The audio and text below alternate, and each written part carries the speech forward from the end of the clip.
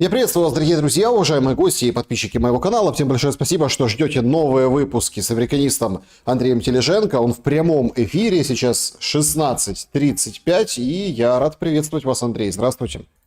Здравствуйте, Александр. Здравствуйте, зрители. Все, кто нас слушает, видит, поддерживает Александра. Спасибо вам, что вы есть с нами. Надеемся, будет интересно. Да, тем более, что сегодня много интересного происходит. Геополитически нужно разобраться. Что это было в Куала-Лумпуре? Встреча Лаврова и Рубио в принципе короткая, деловая, 50 минут. Лавров вышел, они прошли мимо, никто не останавливался, но определенное заявление сделал Рубио.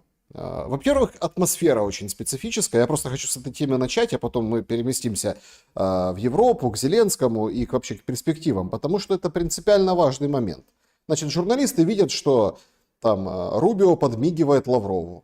Что означает этот жест? Его высказывание после уже встречи о том, что Россия предлагает что-то новое, что-то такое, что не обязательно войну закончит, но это абсолютно новый подход, и, собственно, Рубио есть что передать Трампу. Что это может быть и как оцениваете эту встречу? Ну, я думаю, то, что уже встреча была, это уже хорошо. В первую очередь, когда есть общение, идет диалог между дипломатами, это лучше, чем когда есть на поле боя пушки орудуют. Так что тут ситуация такова, что уже хорошо. Уже есть диалог, уже есть общение. Оно уже есть после выборов президента в Америку. Новая администрация все-таки адекватная, смотрит на Российскую Федерацию и не видит в ней потенциального врага, как это было раньше за Байдена администрации, то и за Обамы, когда это все, госпереворот на Украине начинался. Так что это уже плюс. То, что там что новое предложили, будем смотреть, кто там и что предложил. Может, это новое, забытое, старое. Кто знает, как это все будет развиваться, потому что из той информации, которая есть вообще, и мы видим не только там с пресса и как говорится, кулуаров, то не все не так однозначно в Белом доме, как оно есть. Не все так однозначно, как оно показывается на публику. Надо понимать, идет игра большая против большого медиа, который Демпартия, глубинное государство, не консерваторы контролируют 99% медиа в мире, там, ну, в США непосредственно, и они как бы показывают свою точку зрения на это все происходящее. Тоже элементарное заявление Трампа, когда он высказывался в поддержку Путина, все негативно начали к нему относиться. Тот он высказывает против Путина, уже как-то более-менее линейка идет правильное русло в медийном пространстве. Но надо понимать, все-таки есть электорат у Трампа, который все, у них выборы проходят каждые пару лет, вот следующий конгресс в следующем году. Так что и электорат не простит, если эту войну будут затягивать, продолжать и все остальное. Может быть разные у кого позиции, даже у окружения Трампа, как ему это все будут подавать, но то, что есть ориентация на население, с которым надо потом считаться, они будут переизбирать, то это факт. Экономика тут только тоже не сойдет, тут надо, экономика как бы не может вытянуть, если будет даже продолжать войну. Так что тут ситуация, эта встреча будет вести к подальшему диалогу. Есть какие-то предложения с там, российской стороны, американской стороны, это уже всегда плюс. Как это будет выглядеть и как они будут осуществляться, мы будем смотреть.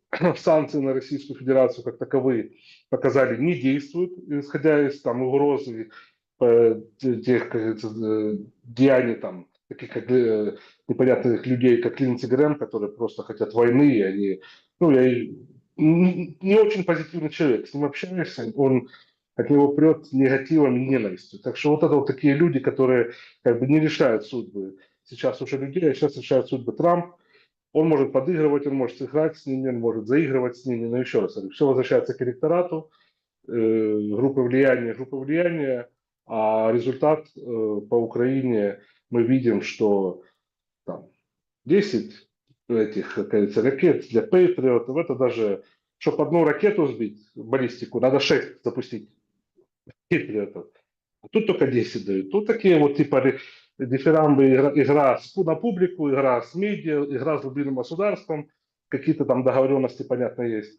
А есть встречи. Вот Рубио, Лавров, Да, есть обсуждение. вот эти подмигивания. Что означают? Вот Вы это, смотрите, вот я это хочу... позитивно. Я же говорю, веду к этому, Нет, что смотрите, это тут же как можно относиться? Можно сказать, что, ну, Рубио Лаврову не товарищ, да, то есть тут как бы тут понятно. Но тем не менее, это признак дружелюбности, а может это наоборот там какого-то неуважения, понебратства. Что это означает на американский манер? Потому что это но смотрелось на американский самом деле манер это странно. хорошо. Это хорошо на американский манер, когда идет подмигивание, и когда это считается, что тебя могут считать на равных. Да, американцы считают себя лучше всех и выше всех. И они самые крутые парни на земле, и как бы с ними никто не может бодаться, но есть уважение, если к тебе, как бы, ну, таком неофициальном, на официальном или неофициальном уровне вот эти моменты идут.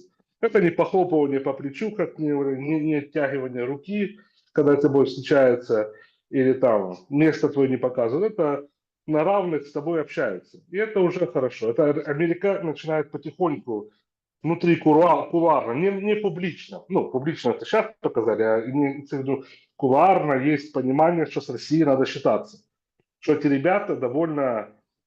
За 24 часа войну не закончить, не за 2 недели и не за месяц. Россия так ну, не пройдет дело. С Россией надо будет договариваться. И Трамп уважает тех, с кем надо договариваться. Да, ему может это не нравиться. Ему может не нравиться, что Россия освободила Шевченкова, там, где второй запас лития на Украине, который он думал, они пригребут себе. И все остальное. Но они их уважают. Это уже большой плюс, где можно вести диалог. И на дипломатии, дипломатическом направлении, это большой шаг навстречу друг другу. По сравнению с тем, что как относятся к Зеленскому, к режиму, и к Украине, которые там клянчат и бегают, и их место показали. Да, там могут сказать хороший парень, что только в прессе не мусолили Трампа. И все. А реально он будет делать противоположные вещи. И здесь подмигивание, встречи и результат. Так что будем ждать результата. М, Смотрите, сам опять я исключительно задаю вопрос и пытаюсь раскрыть эту встречу с точки зрения дипломатии. 50 минут это немного. Нет. Но 50... это встреча на поле во время саммита. Это не то, что была предварительно запланированная встреча только для того, как телефонный звонок, там, звонок ради звонка, там, чтобы кто-то пообщаться. Или какие-то, или вот они приехали в Куала-Лумпур и там должны были вот встретиться. Это было как бы пиком этой всей поездки, что Рубио, что господина Лаврова. Нет, это проходит саммит, во время, сам как по время Радбеза ООН проходят встречи параллельно, 50 минут, там до часа, тем более, если они общались напрямую, может и без переводчиков, это довольно нормальное время. То, что надо было передать от первых лиц, передали. Они эти вопросы, несмотря на их статус министра иностранных дел и главы Госдепартамента, они все равно за этим, они не решают, не за Мгм. ними стоит решение вопроса. У них была задача на дипломатическом направлении передать информацию непосредственно от первого лица, первому лицу, ну, то, что было их, как бы, за ним стоит президент, от того президента к другому президенту. Это было, это раз. Два, какие-то дипломатические моменты, то, что там были нюансы по встрече с Российской Федерацией, как то, что Россия ждет с американской стороны, встретиться с группой, которые отрабатывают вопрос о там, авиасполучении, вопросы по посольствам и все остальное. Чтобы эта встреча прошла, это тоже, я думаю, обсуждалось и ставилось, когда это может быть встреча, потому что американцы поставили на паузу в какой-то момент, это пару недель назад было, месяц назад, поставили на паузу эти встречи. Это тоже поднимался вопрос.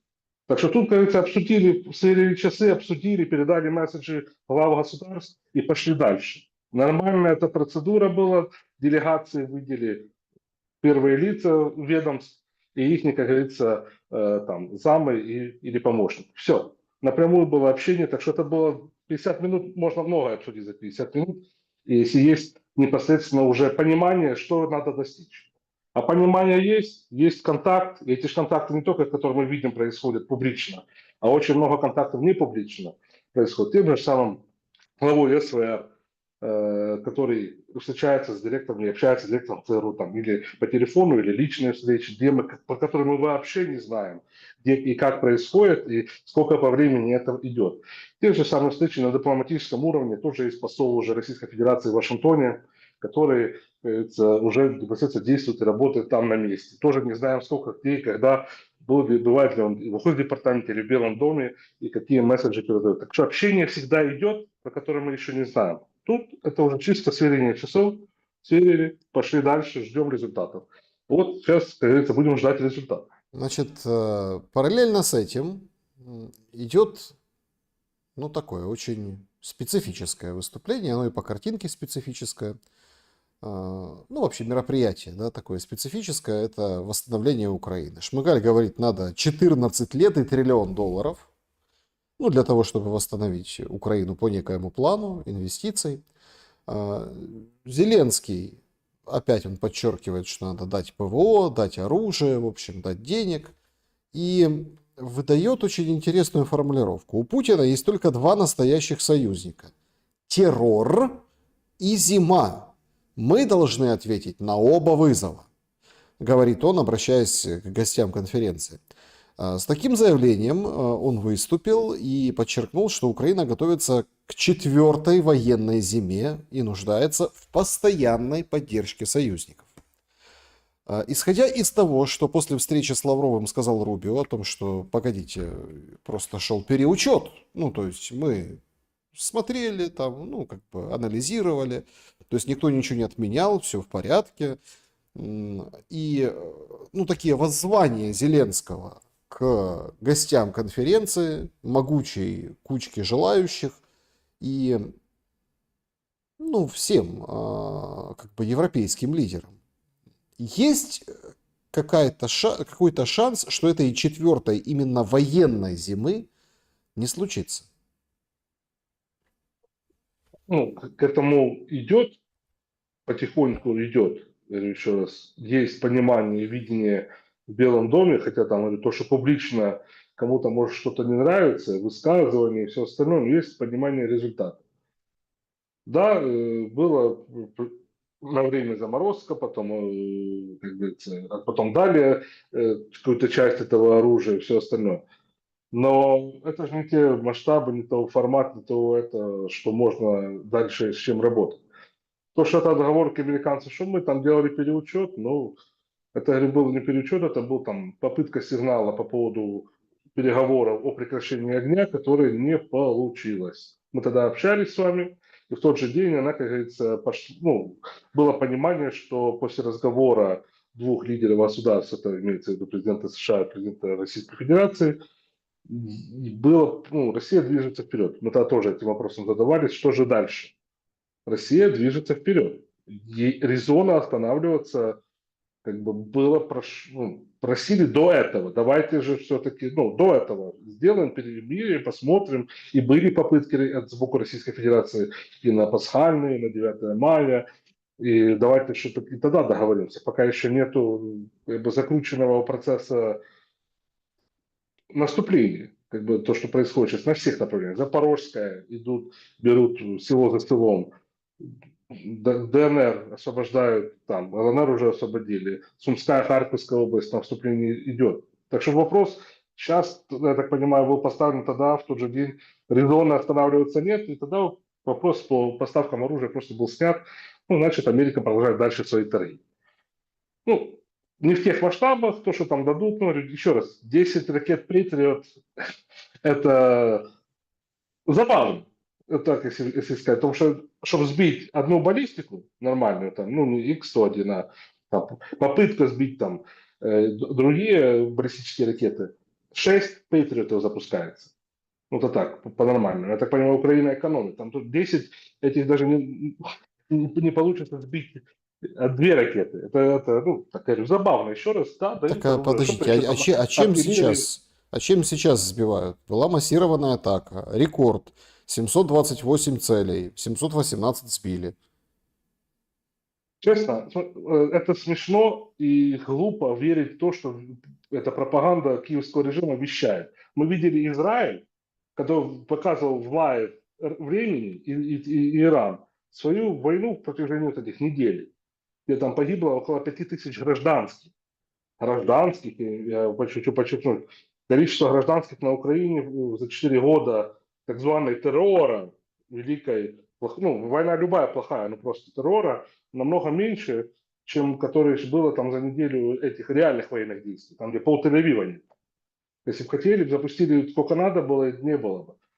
Израиль не сбивался своим, как говорится, куполом железным и своей системой, которые безопасности, там кувалда еще, как они называются, там булава, ну, там какая-то система еще дополнительная, они не все сбивали. Да, там и сверхзвуковые Иран запускал, и не сверхзвуковые сбивали, и патриоты как падали, которые свои же запускали.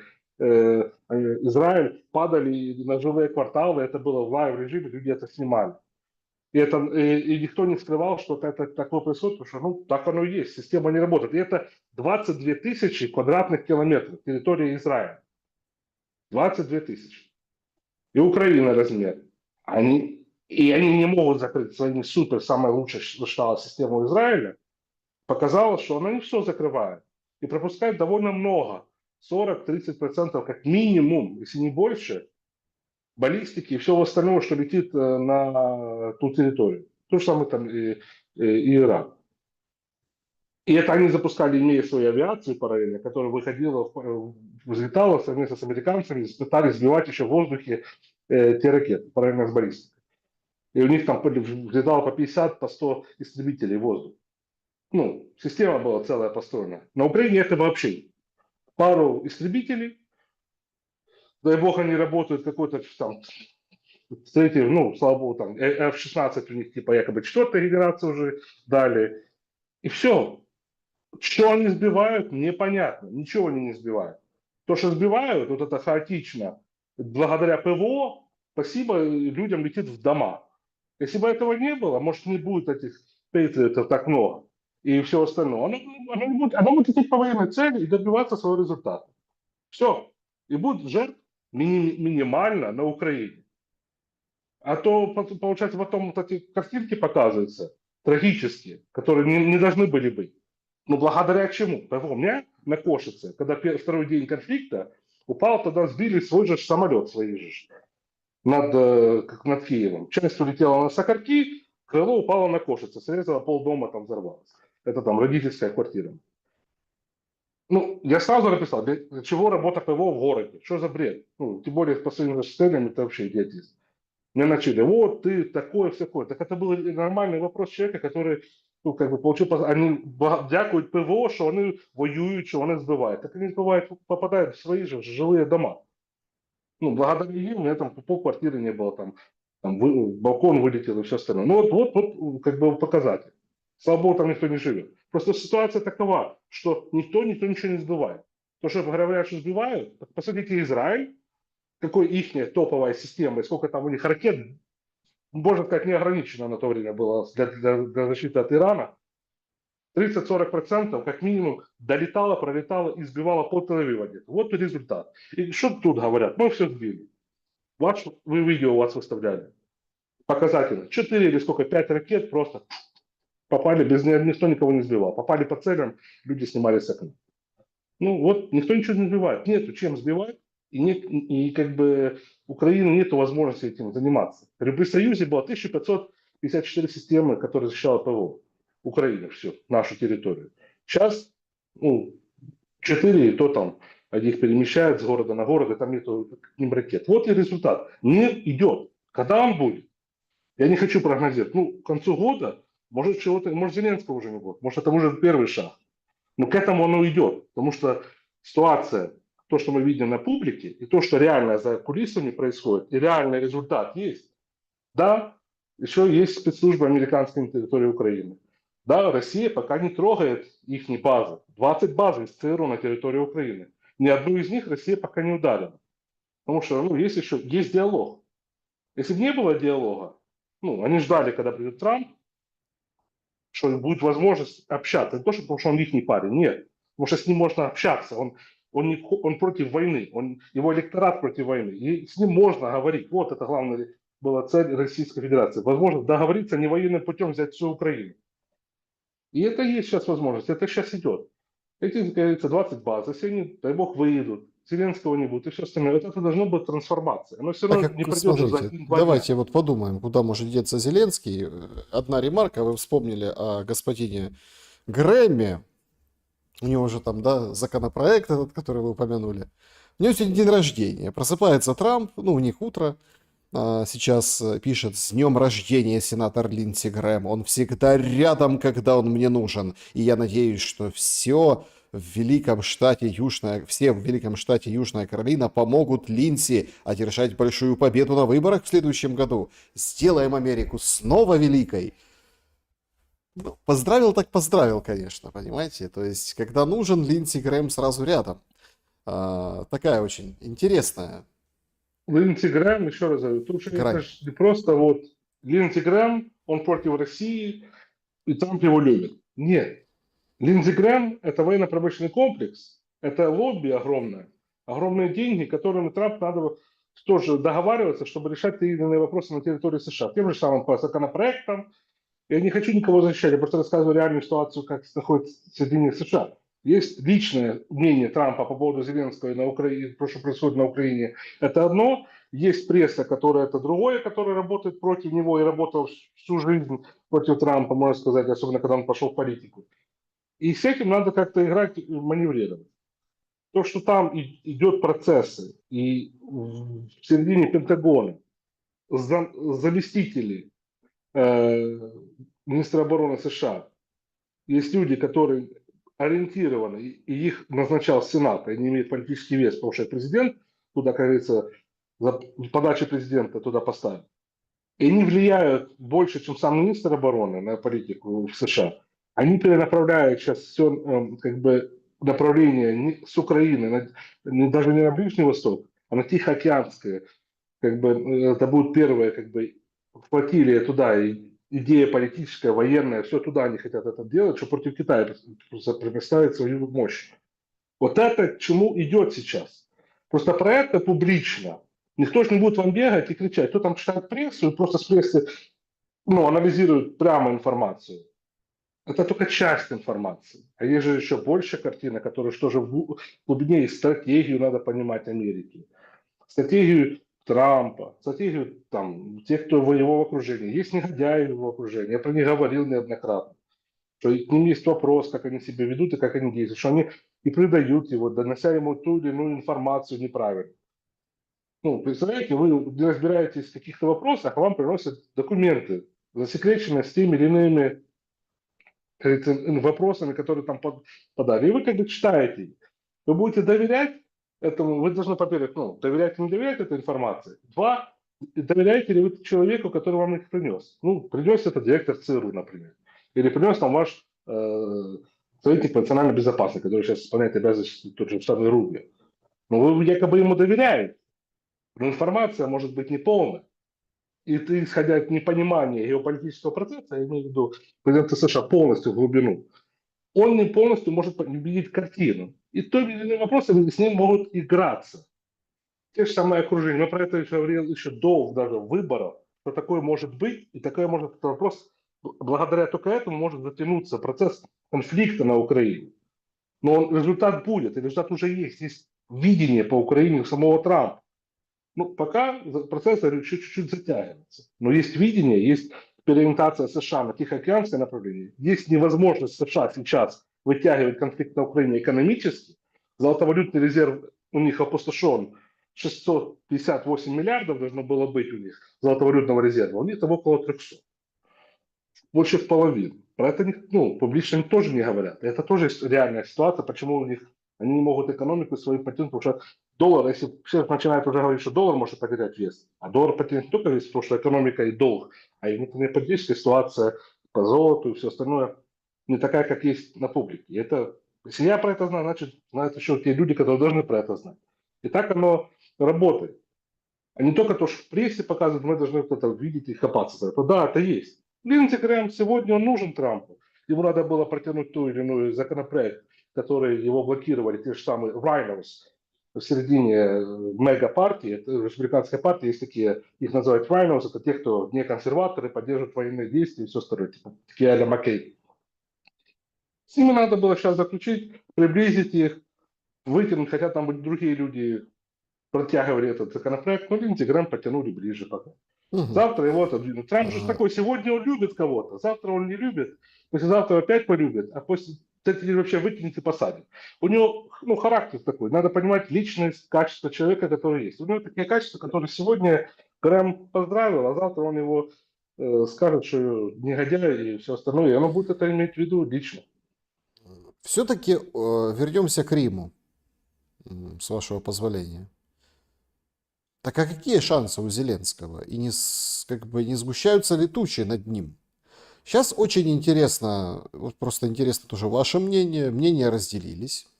Одни утверждают, что смотрите, Ермак без Зеленского, ну, никто, это ниточкой с иголочкой, то есть он пришел с ним, уйдет с ним, то есть как бы Ермак это вот подмастерье, всем рулит Зеленский. Другие говорят, не, подождите, это Зеленский работает в офисе Ермака. У него серьезная проблема, то есть, да, в плане там медийного вот этого, скажем, ажиотажа и бывший советник Венса, и там публикации и так далее, и так далее. Ну, такие политические проблемы. Зеленский, вот тот фрагмент, который я цитировал, да, выступление на вот этой конференции, но не собирается заканчивать войну и, ну, скажем, то есть вот он, давайте нам зиму, давайте нам еще, мы должны ответить на вызовы, в общем, Путин туда-сюда будет воевать. Но, кажется, формируется такая, ну, диспозиция, что недовольные в Америке Ермаком заставят Зеленского пожертвовать Ермаком. Но если выдернуть эту колоду из карточного домика, то фактически все и осыпется. Может быть, там со стороны крыла Буданова как-то, ну, он разведчик, поэтому там что-то удержится. Но вся структура и вертикаль, ну и тогда начнутся настоящие проблемы. Этого нельзя допустить. Как вы видите след американский в Мочилове Ермака? Ну, он есть. Это не просто статья, которая вышла, вот, политика, там, ряд других там новостных организаций. Там вчера даже швейцарцы писали про олигархат украинский, который там есть Грех, Коболев, который, там, через которых промываются деньги на Запад. Это уже потихоньку на Западе идет толкание. Но почему это идет? Кто за этим стоит? Это не просто так, когда выходит какая-то одна статья, особенно политику, это довольно такой, ну, ближе к демократическо-либеральному left-wing, левое крыло политического направления, которое контролирует те же самые глубинные государства частично. Выходит такая статья и продвигается, и это и дальше негатив движется. Это не просто так. Почему посла меняет именно сейчас? Сколько там сидели и была критика по поводу Маркарова, и только сейчас ее меняют. Потому что это все как бы попытаются загладить ситуацию, чтобы Ермак для себя. Чем? Кто контролирует? Зеленский, который ни в чем не разбирается, или Ермак тоже, который ни в чем не разбирается, но он проник чуть-чуть глубже, чтобы так, чтобы иметь возможность свои щупальца вокруг того же самого Зеленского расправить и все остальное. Я думаю, если Ермака уберут или выдернут, или еще что-то, это действительно все рухнет довольно быстро. К этому идет. Американцы же будут, если как делать? Они не руками, они же не прямо это будут даже как во время госпериода 2014 года, что вот они будут тут прямо печеньки раздавать или все остальное. Нет, это будет... все понимают, что сейчас американцы контролируют, все понимают, что, откуда это будет, все будут понимать, ну, те, кто разбирается в этом, что американцы за этим стоят, но они это сделают так, что это будет сделано компромисс, да, тоже Вашингтону, но украинские сами силы, как пауки в банке, я про это уже тоже неоднократно говорю, ждут, чтобы сами съесть того же самого Зеленского. Они сами себе потом съедят. Сначала Зеленского, а потом между собой перегрызутся, пытаясь думать, что они могут добраться до власти. И это есть та первая, как говорится, будет исходная ситуация, которая уже идет. Зеленские дни предрешены. Если бы он бы согласился на мир и пошел бы на сделку с Трампом, а не играл против него, то, что он продолжает делать и по сей день. Просто Трамп выбрал политику, ладно, с ним не буду, я его пока трогать, все равно его дни предрешены, как бы я и так сатисфакцию получу от того, как увижу крушение режима Зеленского. Так же самое здесь. Надо, это все игра, большая игра против того самого режима, против Зеленского, против глубинного государства на Украине, потому что некому довериться на Украине политикума. Выборы просто так провести тоже, ну, про выборы мы видим, что все молчат. Да, Ну, мне, кстати, все молчат про мы, выборы. а мы же про это я и говорил. Выборы не есть в этом ключе сейчас, после того, как было понимание, что не на кого ставить на Украине и сегодняшних политиков, они не будут проводиться. Они будут проводиться только после смены режима на какого-то временно. И только тогда пойдет какой-то процесс. И сегодня к этому идет. Идет к того, чтобы когда надо будет выдернуть, и это все посыпется очень быстро. Как это было во время Виктора Федоровича Януковича, хотя у него какая вертикаль власти была. У него была сильная власть, сильная страна. Экономика Украины была. Была Украина не разрушена, была целостная Украина. И несмотря на это, оно быстро все посыпалось. А представляете, что сейчас, если это сыпется, что же будет сейчас? Как быстро, Ну, все смотрите, как домино вокруг этого, оно тут якобы держится сейчас на авторитаризме. Но если этот авторитаризм мозги частично убрать, который есть у Ермака, у с этого офиса, оно ж там же оно ж будет ну, бегать, кричать и рвать на себе волосы. Ну что же он за него так и держит? За что его, он понимает друг друга, они в баланс держат. Зеленский лицо, а тот как бы фигура, которая за этим стоит. Так оно и было поставлено, так оно было есть, и это комфортно Зеленскому в этом. Он чувствует свою власть, а тот Ермак понимает, как говорится, он взял опыт как говорится, такого госслужащих, который кто-то просто вокруг президента быть. Ну, он перешел чуть-чуть грань, можно сказать, им стал, как в свое время любили там критиковать его самого Виктора Медведчука за то, что у него было, извините меня, по сравнению с Ермаком другая определенная политика. Страну развивали, они уничтожали. А это взял, используя для своего обогащения Ермак, и это продвигает сейчас линию уничтожения дальше страны. Но выдернуть это все, его сидят же Порошенки, Клички, это все Зеленский себе. Пусть он может передозировку. Ермак же контролирует его процесс по здоровью полностью, начиная от того, как, когда он принимает, процессом очистки, перед тем, как его выходить и все остальное, это все идет под контролем. Буданов там эти вопросы не сможет решить. Разведчик не разведчиком, его, извините, разведчиков, которые завербовали американцы в 2015 году, когда он в Анаполисе в больнице был, ну, такой вот разведчик, который не очень великого разлива. Так что он ничего не сможет сделать. Надо же понимать, как система государственная работает. А у нас таких на Украине, в киевском режиме, который у власти нету.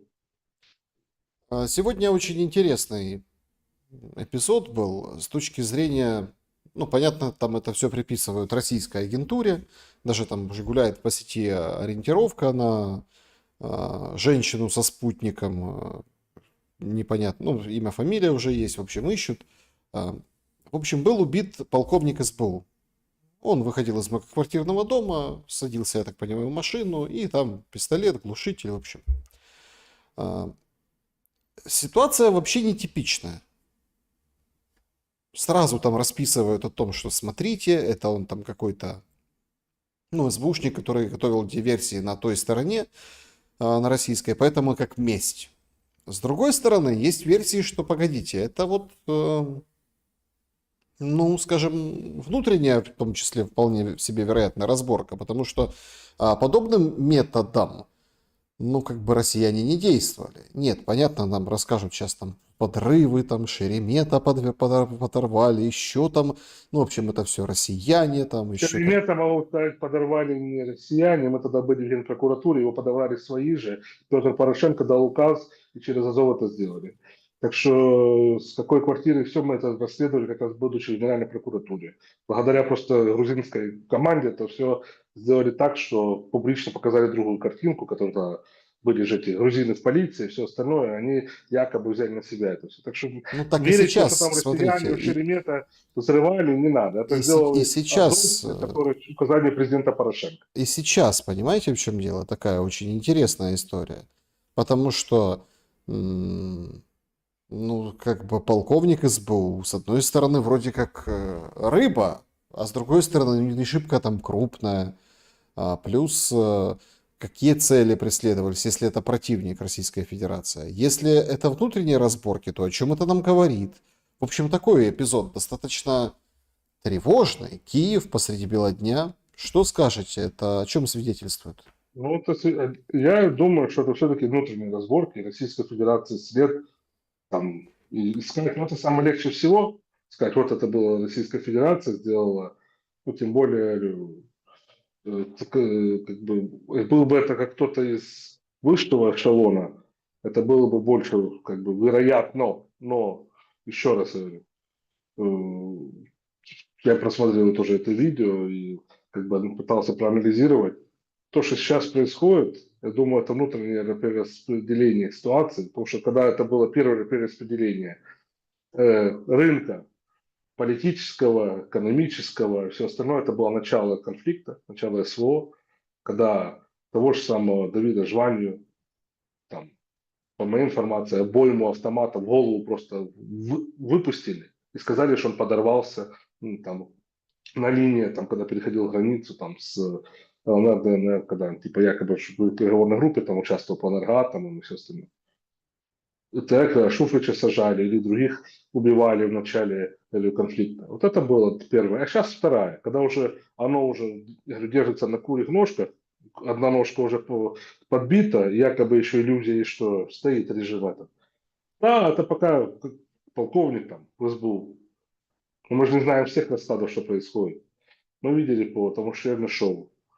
Уже что ситуация шатается. Мы видим по ситуации, которая есть по Ермаку, который пытается выбить, это, как говорится, плиту из под фундамента Зеленского. Так же самое и в разных моментах. Оно потихоньку со всех сходится. Потому что люди, и те же самые среднее звено госчиновников понимают, что происходит на Украине, пытаются выехать, уехать, или уже, говорю, звонки делают на ту сторону, договориться, что мы же тоже хотим жить, хотим остаться, мы не хотим бежать в Европу, да, там выезжать одно, а жить, переезжать, быть беженцами никто не хочет. Ну, у кого нет огромных капиталов. Так что тут ситуация такова, что домик на курьих ножках уже шатается. Вот такие вот эти сигналы, когда между собой идут перераспределения и разборки, это что конец уже приближается. Это конец дышит в спину Зеленского. И он должен это понимать.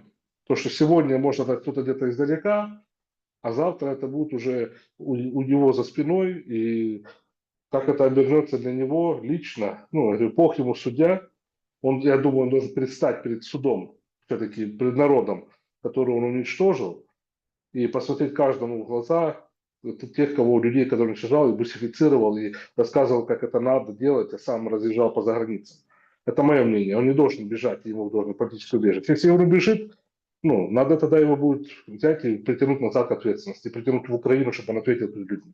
Так же там, как и Ермак. Говорю, будем смотреть, куда как ситуация будет развиваться дальше. Но, говорю, за границей уже вопрос Зеленского решен. Просто почему про границу говорю? Потому что Украина зависит полностью от заграницы. От Америки, от Лондона сейчас больше. Зеленский с Вашингтона в Лондон перебежал.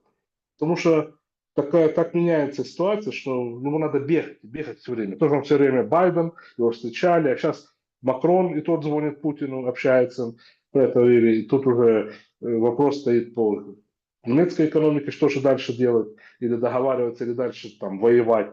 И по Британии вопрос Стармера, будущее вообще стоит, и будет ли он премьер-министром в течение следующих недель или не будет. И коалиция в Европе самой как бы против войны стоит все больше и больше. Министр обороны Италии прямо говорит, что НАТО как организация не работает. Что Италия больше поставлять оружие Украине не может. Нету возможностей таких. Исчерпали себя. Америка тоже говорит про это, что 25% только то, что осталось, потому что Израилю, Украине передали. Все, меняется. Да, там кто-то там 10 миллиардов говорит, это уже суммы такие. Там 500 миллионов дали в фонд международный. Ну, так это ни про что, мы с вами это тоже обсуждали. Реально конфликт стоит $1 миллиард в месяц воевать, это так, по-серьезному. А Украины ничего нет, ни авиации своей толковой, там сколько-то самолетов на пальцах от двух рук можно пересчитать, это если не на одной. Флота нету, спутников, космических войск нету. Ну что, есть люди, которых забрали, вчера он пасечник был там, или водопроводчик и шел на работу, его забрали, он будет воевать? Они думают, что он будет воевать, он лучше сдастся. Я бы людей просил сдаваться, за свою жизнь лучше побороться, потому что вернетесь, надо будет жить. чем воевать Ну, за этот смотрите, непонятный тут режим. как бы такой справедливости вообще нет. Вот сегодня широко обсуждают. Воюют бедные, богатые не воюют. Это война бедных на Украине. Вот в чем разница, почему Россия побеждает, и она в этом процессе, потому что у них не было такого, что только бедные или это. Там кто хотел, нету процесса такого, что бусификации, насильной элиты не воюют. А тут воюют бедные. Все просто, Бедные. понимаете, крутится сегодня такая история, расходится с Буткевичем, блогером, который, ну, такой ненавистный. Знаю. Он меня А, тоже там троллил в свое время, говорил, что русские агенты еще в 17 году или 18. Вот, и он там как бы высказывался о том, что ну, сейчас много таких видео, и Буткевич в том числе, что надо, в общем, поддержать ТЦК, это ухылянты плохие, а ТЦК хорошие, это типа наши котики, а эти какие-то против враги Украины, короче, там с матючком выражался, так вот крепко, в поддержку ТЦК и мобилизации. Тут его приняли, поднялся как бы галас, да, поднялось как бы вой до неба на самом деле. Жена его выступила, все выступили, все каким-то образом кричали, а вот она, мол, а его за что, а он же не пригоден. Нет, все-таки оказался пригоден и пошел. Правда, выходит, что характерно. Там, например, он говорит, меня нельзя бусифицировать и мобилизовывать, потому что я служу ГУР. Выходит ГУР и говорит, он с нами, он нам не служит. Ну, то есть, в смысле, нет, Те, кто служат ГУР или кому-то другим организациям, публично такие вещи не говорят. ну, вот Ну, понимаете, это реалии событий. То, что, может, он жене это рассказывал в постели в своих там, брачных играх, то это одно. Что он там спецагент ГУР, и она его за это, может, и больше любила.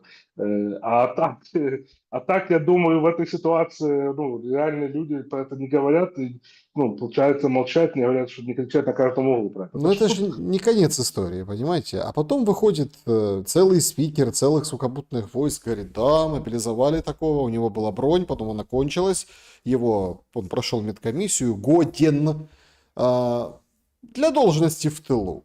И все теперь понимают, что Буткевич становится тыловым военным, как и многие. Вот как и многие там разные звезды, как и многие вот эти там певцы типа Меловина. Я в пограничных войсках теперь служу, с оркестром езжу и пою. Как ТЦКшник Вакарчук, который там выджигеривает за границей, крутит, так сказать, тазобедренным суставом. То есть, ну, вы понимаете, и вроде как все сначала как бы воскликнули, что ничего себе, это ж надо. Мобилизация добралась до таких Буткевичей ненавистных, а те задки дают. А оказалось, ну как добралась? Не совсем добралась. Я даже не удивлюсь, если он будет дальше проводить там эти все стримы, ну вот это все, род деятельности. А, орбита. у него мало что изменится. А люди ведь за этим наблюдают и смотрят, и понимают, что а завтра его там поломают в 3 погибели, засунут в бусик, и вообще даже никто не спросит этого документа об отсрочке, выбросят, новый военник выпишут и отправят в часть. Причем не факт, что в тыловую. Как вы видите вот эту систему бусификации, вот эту систему справедливости? Нам же постоянно говорят, что справедливо должна закончиться война. Справедливость вот наше все. Но даже вот в этом же справедливости нет. А насколько она, ну, как бы будет подмывать эти берега режима? Оно уже подмывает, просто что ну, люди не понимают, за кем идти. Кто может их повести против этого режима. Они бы уже, я думаю, часть населения давно встала, вот эти все соцопросы, их надо не учитывать, потому что люди боятся, правду говорить. Встали бы и пошли бы уже, смели должно Зеленского, к суду привели бы, он бы ответил бы за все. А просто некому ввести людей пока на Украине. Это специально было сделано система, чтобы выжить это все готовилось за годы. Я помню, общаясь с этими иностранцами, американцами, так зваными нашими, тогда якобы друзьями. Ну, есть нормально там среди них действительно люди, но те, кто у нас на Украине готовили. И они там собирали этих азовцев, батальоны, что будут это, рассказывать, что что-то должно быть за год, за два до войны. Вот что-то должно быть. И с посольскими я общался, с американскими посольствами, они говорят, вот через 2 года Путина не будет. Они прямо так уверенно, что знали, они готовились к этому. Они думали, что так быстро все как бы зайдет, вот Украина Ну, говорю, война тут была не для войны, война была для того, чтобы свергнуть власть. Еще раз повторюсь, у них это не получилось у Запада. За 3 месяца у них были, думали, что выйдут россияне против, как говорится, Путина, их легитимного президента, и якобы там рассчитают ситуацию, потом Россию раздробят, как и Украину, ну, как Советский Союз. Так что тут это не получилось. Вот почему-то это сейчас это затягивание процесса идет, и власть так себя ведет, потому что сейчас уже это все хаотично. Хаотично, потому что оно уже идет в таком формате накала, просто люди боятся, некто повести, вот это людей гоняют, как скот. И вот то там было случай позавчера, или когда женщина за сыном бежала и прямо умерла, прямо возле автобуса, когда сердце у нее остановилось. Ну, я бы представляю, как этот сын будет воевать. Я думаю, он просто пойдет и захочет уничтожить тех, кто его это сделал и взял с ним, и даже не дал, ну, с матерью такой так поступить. Ну, тысяча людей убили. Ну, Этим вроде самым. как жива, сообщили. Ну, может, успокоили, Но непонятно. Но сам факт, процесс, ну, я бы, извините меня, ну, вот это все то, что вышло, это война бедных. Богатые есть деньги. У кого есть пару тысяч долларов на кармане выйти и откупиться, у кого это есть больше, 20-30 тысяч. Главе погранслужбы, чтобы выехать раньше, вот еще в прошлом году, заносить 25 тысяч долларов. Это реально 100% через главу погранслужбы выехать из Украины. Вот такой был расклад.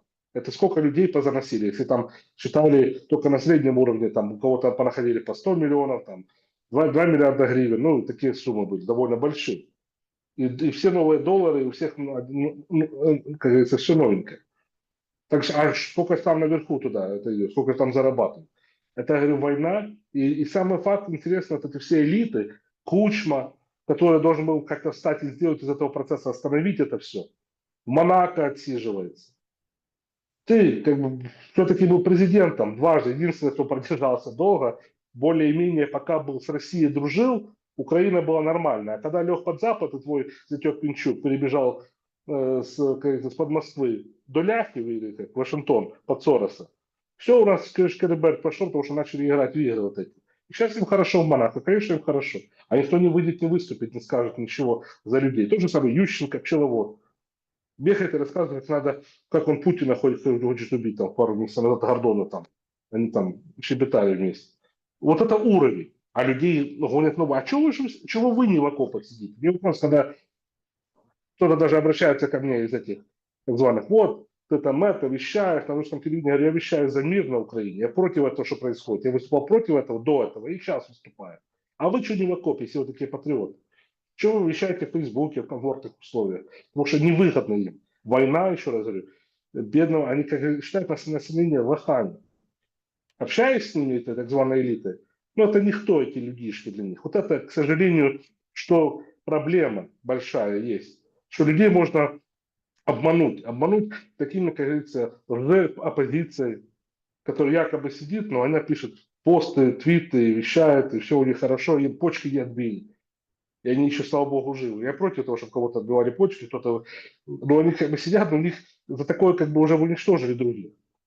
Как и делали американским журналистам Гонзало Лира. У меня американский паспорт, просто сделали так условия, что он умер в тюрьме от инфекции. Так же самое... А тут кто-то пишет, и люди за лохов держат. Все время, вот это все время вот так вот действует. Или кто-то был с властью, а потом выехал, начал сарказмом рассказать, как это все плохо, надо вот дружить и все остальное. Хотя мог это все остановить или выйти до этого, предупредить людей. Да, потерял бы должность, да, бежал бы, как и сейчас бежат. Ну, выступил, я имею в виду, я не буду называть фамилию, чтобы потом меня не критиковали. Но все понимают, про кого это до этого, говорю, и сейчас.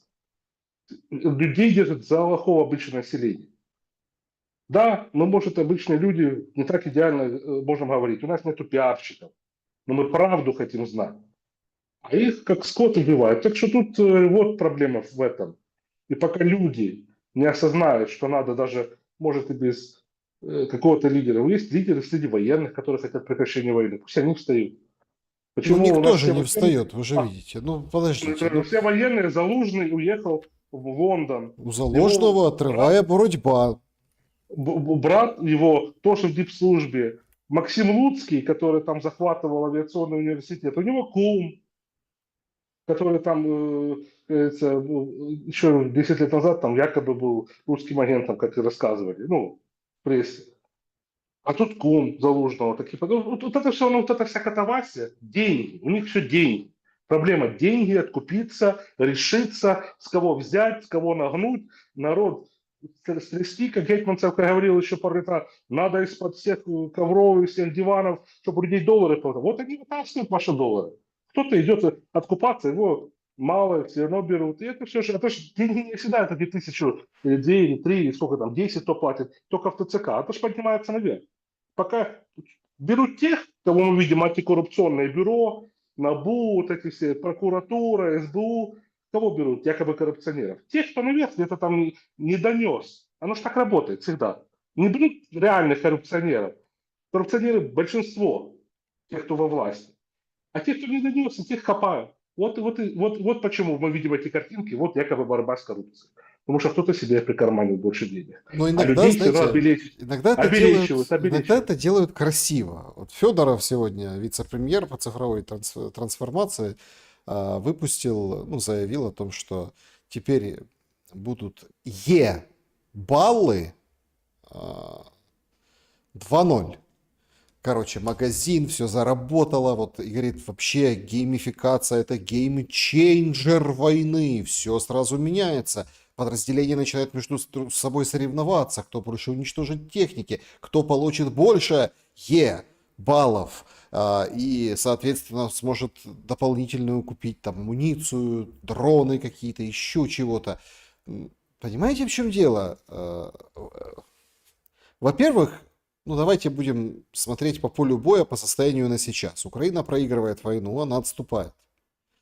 Украина, вы это тоже упоминали, то есть идут потери, идет тяжелейшее, скажем так, противостояние. Как бы там Сырский не говорил, что там, мы сейчас переходим в наступление на отдельных участках. Ну, все понимают, это сказано ради того, чтобы... потому что вышел бы Сырский и сказал, у нас плохо все. И все бы развалилось к чертовой бабушке. Поэтому Сырскому, это вопрос по его зарплате. Он должен так говорить, как он говорит.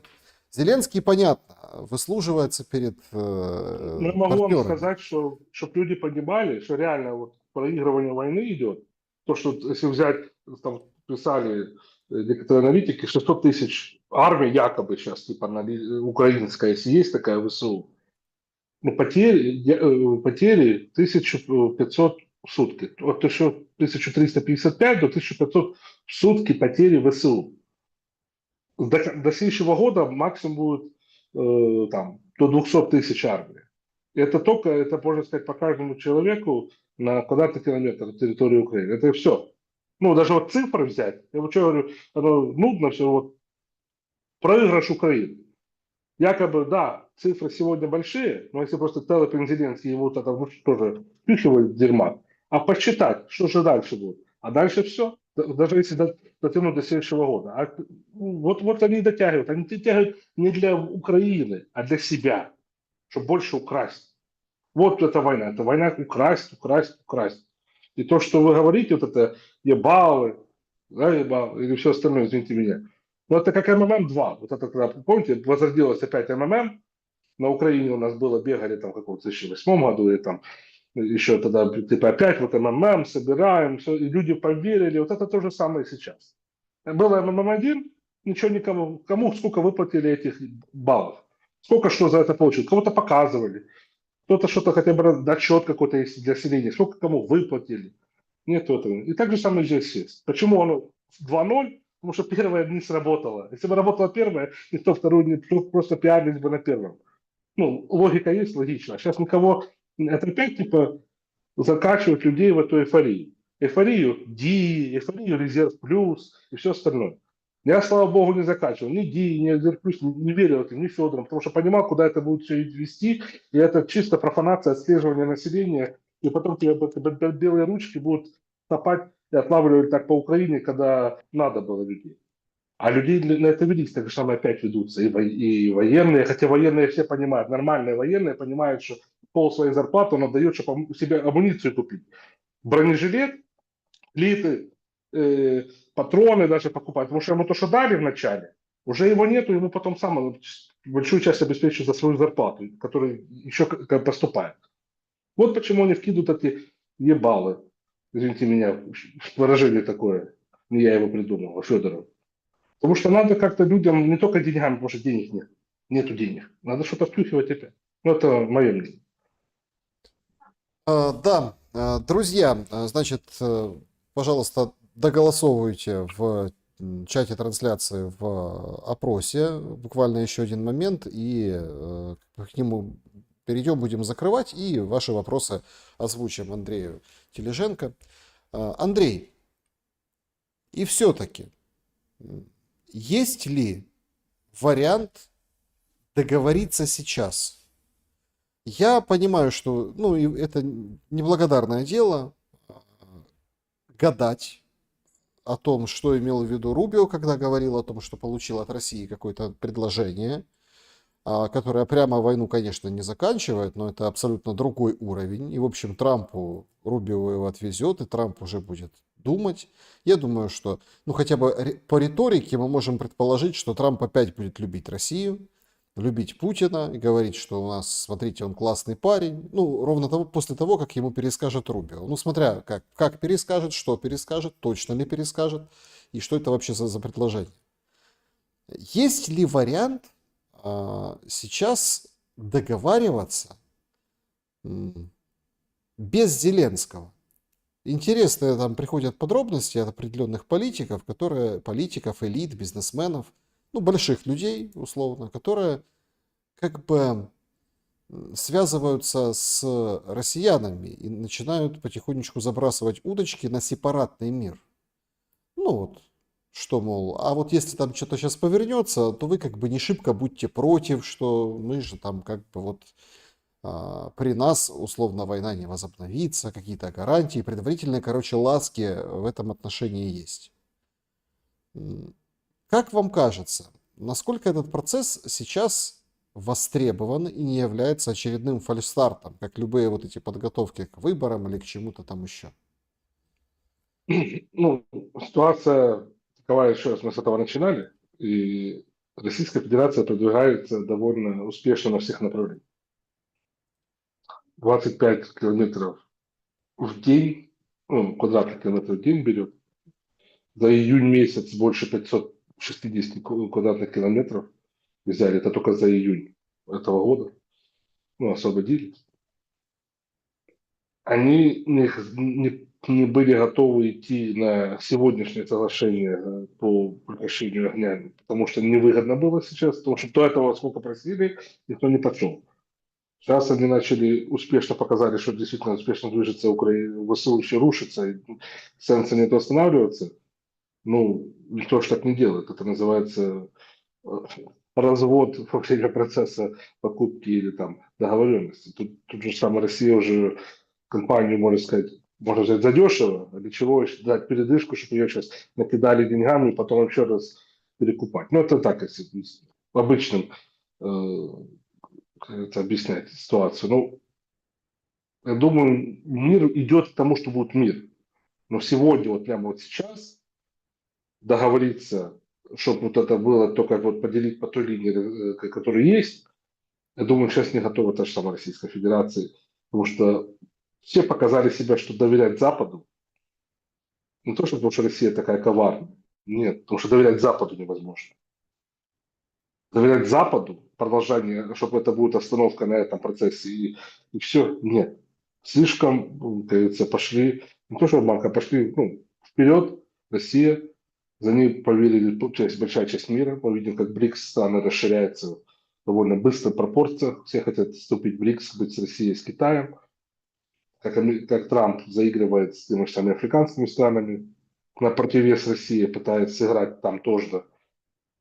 Но я думаю, сейчас вот именно вот так уж быстро, это если Америка быстро, если Америка согласится действительно вот сейчас отдать это полностью завтра Украину, вывести еще завтра, и все. Вот это действительно на этом быстро закончится. 24 часа, я думаю, все быстро. Все остальное позачищается, Зеленского возьмут под стражу, или он успеет убежать, а потом уже отловят, и все остальное.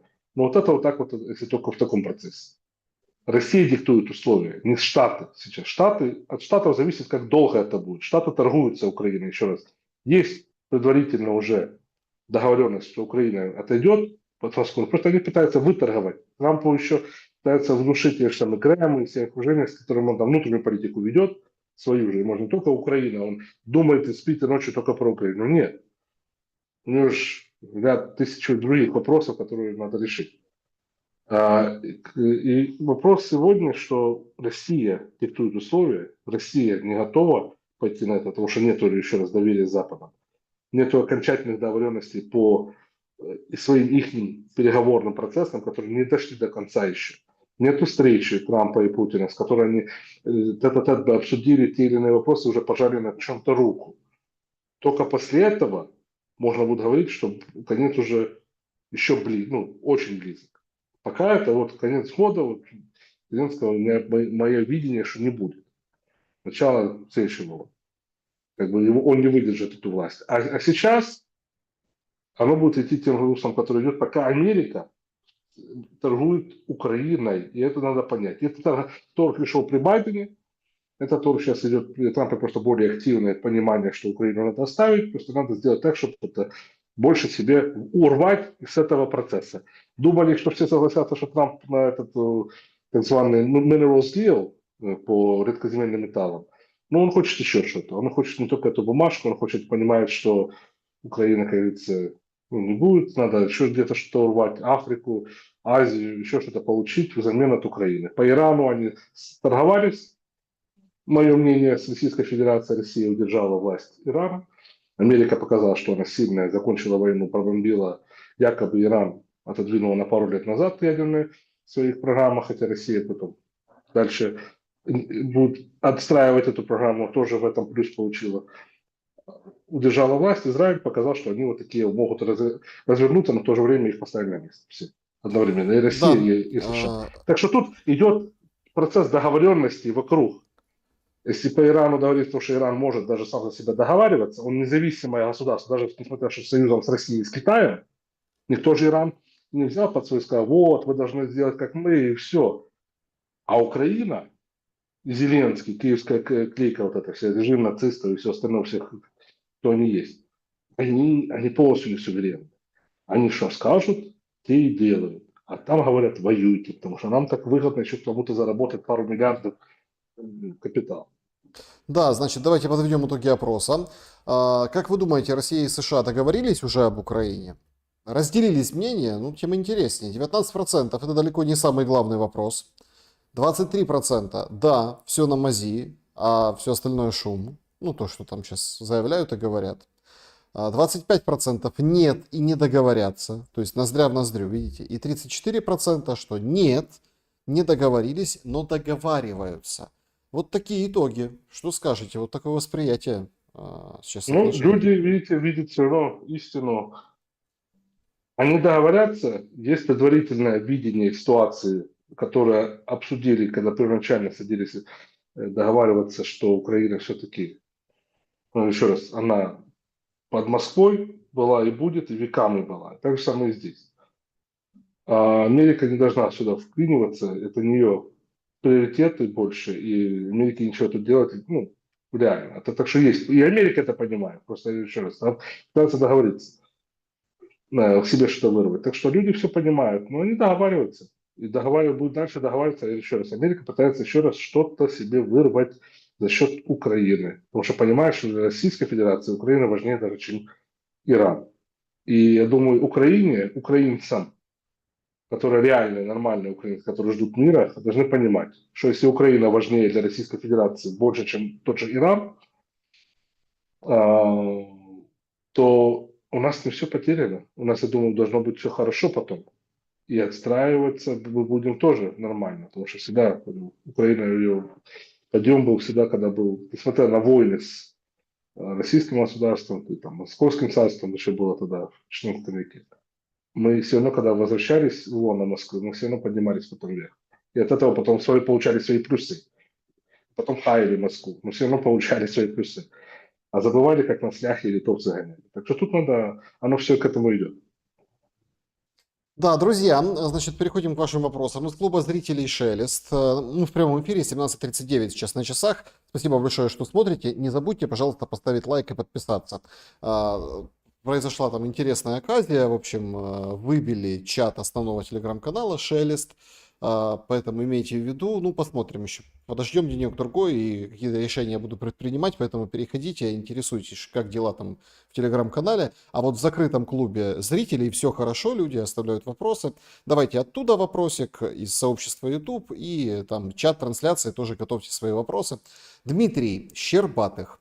Вопрос к Андрею Тележенко. Андрей, скажите, возможно ли переформатирование народа Украины к тому народу, который был в 2013 году и ранее? Я помню, как я ездил в Крым через Харьков, да, была граница, но все разговаривали со мной по-русски.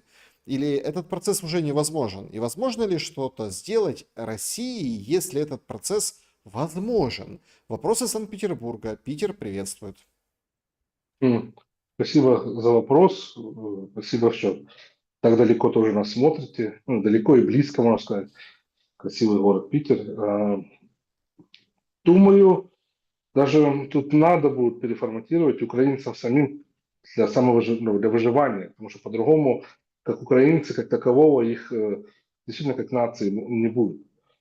У нас один народ с Россией, у нас это веками было, раз еще раз пытались и католицизм навязать нам, ляхи, поляки и все остальное в свое время. Это не прошло, удержалась церковь. И даже когда гетьманщины, когда бегали тогда по территории сегодняшней Украины, казаки воевали с московским царем, они, несмотря на это, все равно церковь была у нас рукоположенность от Москвы, так что у нас все равно было, мы все на связке были. И эта связка, да, пытались разрывать когда-то. Сейчас она может приблизилась, может, мы больше чувствуем, что она действительно на грани разрыва больше всего. Но никогда ее не разорвут, потому что есть действительно еще большое количество адекватных украинцев, не промытой пропагандой.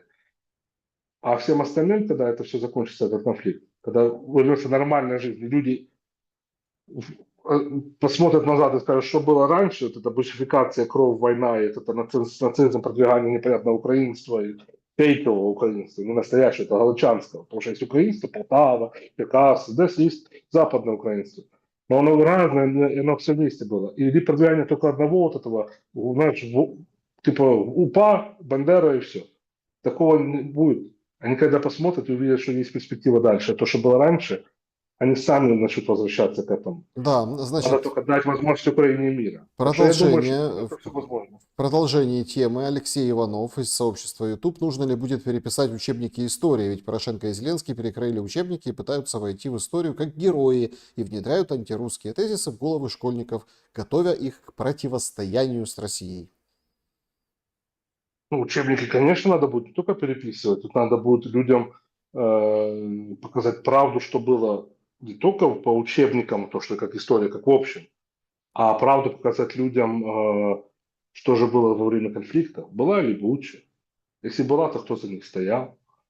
Как это все происходило? Как было начало конфликта? Кто где стоял, зачем? Вот это, когда людям первую правду расскажешь и покажешь, потом и дополнительные учебники, это надо будет правду тоже рассказывать. Это отдельно, понятно, даже 100% не обсуждается. Но самое главное, сказать правду, что же было за последние лет во время от госпереворота до того дня, когда это все закончится. И Мгм. только тогда люди тебе поверят. Петр, вопрос. Сегодня слушал выступление на саммите по выступлению Украины, короче, по восстановлению Украины в Риме, и такое впечатление, что война уже закончилась. Если бы не одно «но», Зеленский и тут стал просить оружие. Он и на саммите по защите китов будет оружие просить. Смотрите, ну, роль Зеленского как клоуна, который выступает, кровавого клоуна, который погубил свою страну, мог ее сохранить. Он будет просить это, потому что ему это единственный выход из ситуации, единственный выход его для того, чтобы остаться у власти. Оружие и деньги. Потому что оружие обеспечивает того, что та часть, которая доходит до все-таки ВСУ, она обеспечивает день, ночь простоять, день продержаться, а деньги, мысль про хорошее будущее. Что вот может якобы он еще вот в себе, он отложит для поколений своих рода Зеленских, которые якобы думают, что он будет продолжаться. Вот это вот для чего он это делает. Все остальное, его функция такая, как его кукловоды водят и говорят, вот ты должен это сделать. И он это делает, ты должен выпросить, ты должен наших других, которых мы вводим, кукол, попросить. Дадут, не дадут, это уже мы там подсобим. И вот этот процесс идет, идет, идет для того, чтобы удержаться у власти. Не более этого. Не за страну он думает. Потому что все понимают, ну выпросить, ну дадут даже, ну 1000 танков. Ну что это даст Украине? Еще в год войны образно. Ну, еще больше смертей, чтобы дальше добили Украину. Выиграть у ядерного государства нереально. Это надо быть полным идиотом, чтобы понимать, что это последнее, что можно сделать. И это не, есть, я говорю, не была цель Запада выиграть именно на поле боя. Была цель Запада расшатать Россию с помощью Украины, потому что так близки мы. Они понимают, что мы так близки. Вот почему они церковь нашу рубят, уничтожают наше православие, потому что у нас близко. Это все взаимосвязано с Россией. Наш патриарх там. Он исторически выехал туда, и мы остался, мы как бы это так оно и есть. У кого-то в Ватикане папа, а у нас патриарх в Москве. И это есть наша взаимосвязь. Мы близкие народы, мы один народ, мы даже общаемся. Белорусы не так похожи с русскими, как мы с русскими. Так что тут, говорю, все будет нормально, к этому идет. Бог все-таки любит нормальных людей и любит видеть то, что Украине надо было, наверное, пройти этот путь, чтобы очистить себя от этого, как говорится, плохих гордыни, ненависти, которая накаливалась уже, когда пошло, ну, была вот попытка возможности нормального государства построить во время независимости, ну, не дали, не пошли туда. И Да, люди сейчас очищаются кровью, извините меня, но так оно и есть. значит, добрый день, Александр Андрей. Вопрос. Лавров сегодня озвучил Рубио новое предложение России по окончанию войны. Могут ли эти предложения включать в себя коксующийся уголь Покровска? Ведь для выживания Украины после войны сталь литейка не менее важна, чем одесские порты. Заранее спасибо за ответ. Ну, еще раз говорю, Украина по Покровску, если там договоренности нет, то будем смотреть. Никто не был на встрече, свечку не держали, что реально было предложено и что, ну, какая реальная информация. Есть понимание в Вашингтоне, что от Украины вообще надо, ну, уходить и оставить это или европейцам, или там, ну, скорее всего, ну, как русским, они типа передают типа через европейцев России. Понимаешь, Европа не удержит сама по себе Украину как территорию, как политический там состав, потому что Европа сама по себе уже, ну, не та сила, которая была еще лет 20 назад. Так что я думаю, Украина в любом случае будет, если будет под влиянием Москвы, ну, будущее, то, что Украина, как независимое государство, но мы будем понимать, что наш центр не в Вашингтоне, а наш центр Киев, как главная столица наша. Но наш союзник это Москва. И тогда мы сможем торговать. Тогда, ну, Россия не отдаст просто так Покровский или кто-то просто так кому-то предложит, чтобы это было. Украина вопрос не по линии той идти, которая там есть сейчас, а линия должна расширяться. Пока и нету полного мира, пока Америка не вышла полностью из Украины. Вот это оно будет идти и Покровск, и тот уголь, который там обсуждается или будет обсуждаться. Я думаю, Россия будет просто продавать Украине или той территории, если она будет полностью частью Российской Федерации, тогда это будут другие отношения. Если будет как независимое государство, но союзникам с Москвы будет продавать на хороших условиях. Если будет не союзник Москвы, у России что-то не получится, не дай бог, по освобождению Украины, тогда будут другие условия. Но никто не будет просто так что-то отдавать, чтобы кого-то ублажить в Вашингтоне. Это, я думаю, это разговоры были чуть на другом уровне, по другим темам, и может не только по Украине, я говорю, по разным мировым порядкам, которые как бы Америка тоже хочет получить вместо Украины. Да, значит, чат трансляции. Спасибо большое, Алекс, за поддержку, за супер стикеры, супер сообщения. Супер, спасибо. Если есть такая функция, пожалуйста, милости прошу. Спасибо, что поддерживаете канал тем или иным способом. Даже просто лайкнуть это уже хорошо, потому что, сами понимаете, атаки за атаками сбивают, скажем так, VPN ограничивают, ну вот опять-таки, да, вот так получилось, да, русскоязычный контент ограничивают в странах самых популярных через VPN, которые подключаются люди. Поэтому первые там каналы страдают исключительно подсанкционные.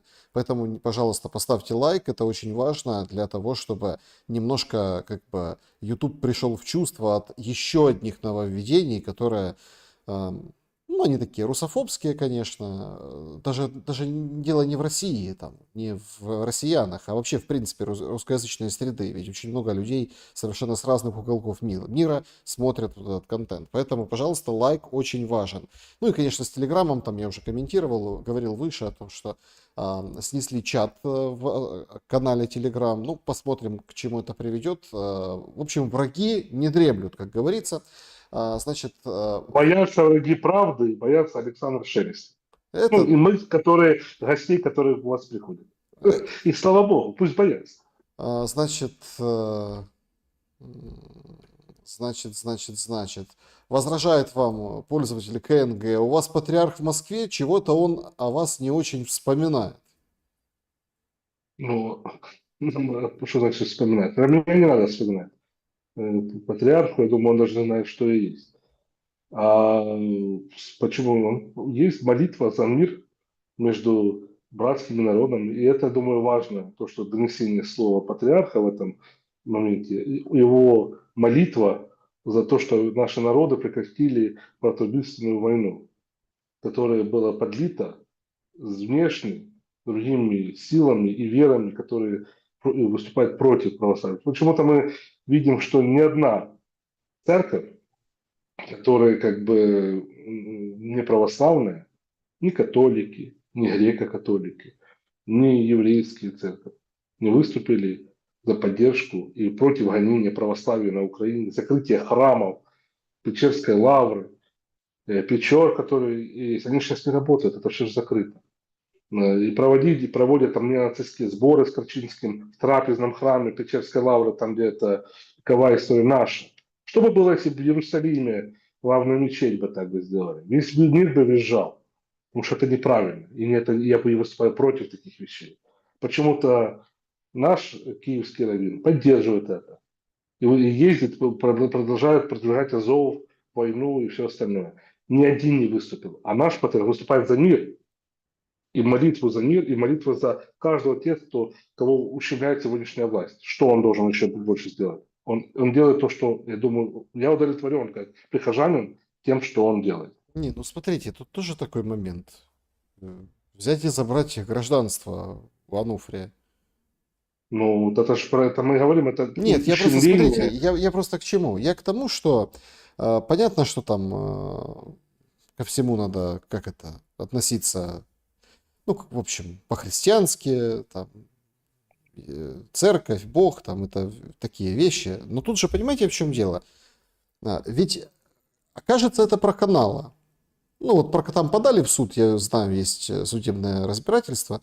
Но, по большому счету, суды в Украине, это вы понимаете, сами прекрасно знаете, да? Но тут же другой момент. Так Зеленский возьмет и направо и налево насчет гражданства забирать. Ну, а как тогда Ну, к этому, быть?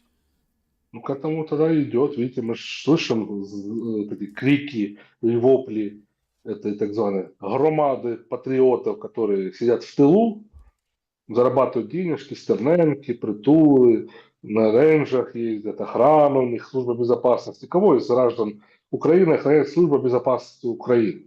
Никого. Потому что не надо их охранять. А надо охранять таких жуков, змей, которые прихвостней, коллаборантов, которые вот это делают заявление. Зеленский. Выгодно им это и к этому идти. Это будет еще один шаг, который они попытаются сделать, чтобы даже те, кто выехали за границу, с решением гражданства, чтобы там и застряли, не смогли ничего сделать. Ну или создать проблемы людям.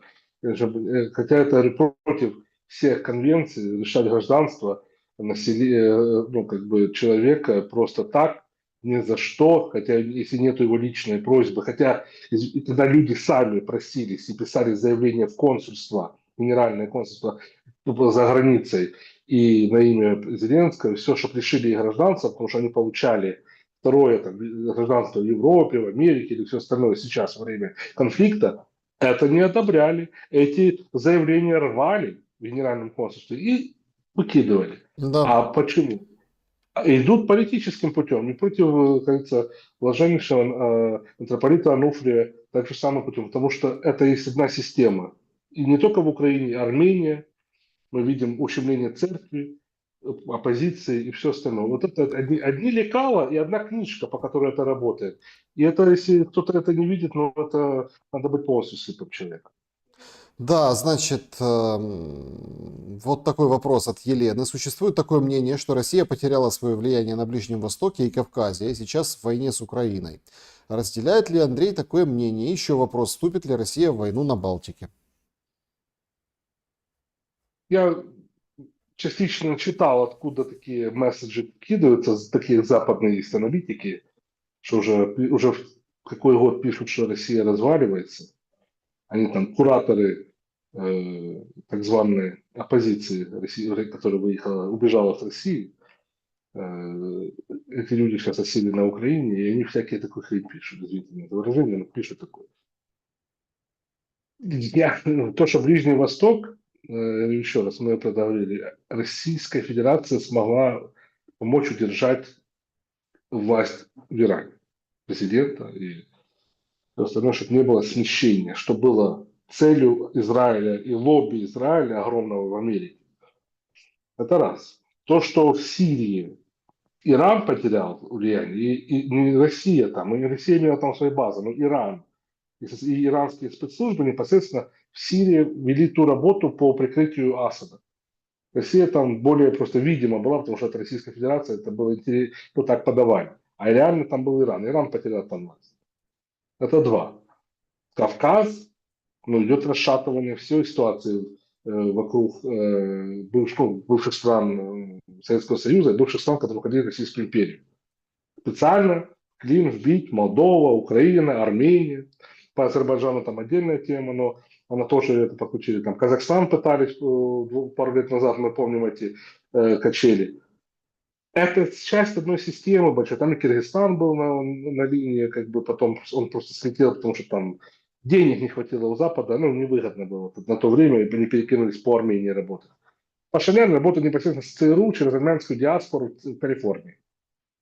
Ну, вот эта работа, и с Нэнси Пелоси, та, которая консультирует Зеленского. Вот и та же самая ситуация. Вот откуда это все рога растут. Россия контролирует то, что должна контролировать. У нее есть БРИКС, у нее есть Китай, который развивается, у них есть то, что есть большая часть мира, который смотрит сейчас на Россию. Та же самая Африка, которую еще Трамп пытается сейчас с президентами африканских стран подтянуть это, потому что подтянуть, он пытается копировать то, что делает Россия, потому что получается, она работает. А по Украине Россия полностью идет вперед. Прибалтика, ну, я не знаю, что думает Российская Федерация, но пока то, что официальное заявление, что страны, ну, НАТО никто воевать не собирается. Даже если, может быть, и хотели вот этих шавок, которые там подгавкивают и раскачивают, и думают, еще вспоминают, что они все-таки Великое царство Литовское, которое уже больше 1000 лет нет. Ну, они еще думают, так это можно, и египтяне так еще фараонами станут скоро. Ну, так и с такой психикой тоже можно работать. Ну, я думаю, их оставят, они сами себя там уничтожат, и потом захотят назад вернуться, как говорится, в страны, с которым лучше сотрудничать, чем быть с НАТО. Ну, это отдельная тема. Я думаю, России нет желания нападать на НАТО, и это было неоднократное заявление. Украина – это просто историческая часть, как и Канада, и США, и Мексика для Соединенных Штатов Америки.